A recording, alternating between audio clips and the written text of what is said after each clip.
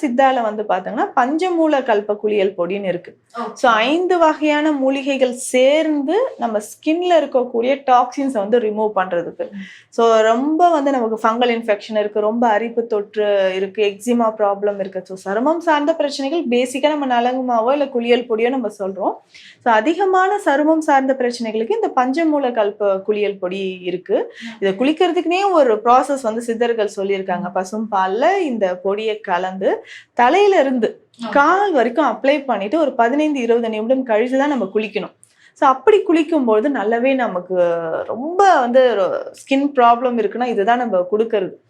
So இதுல பேசிக்கா பார்த்தோம்னா வேப்பம் விதைகள் இருக்கும். ஸோ வேப்பம் விதைகள் அவ்வளவு கசப்பு நமக்கே தெரியும்.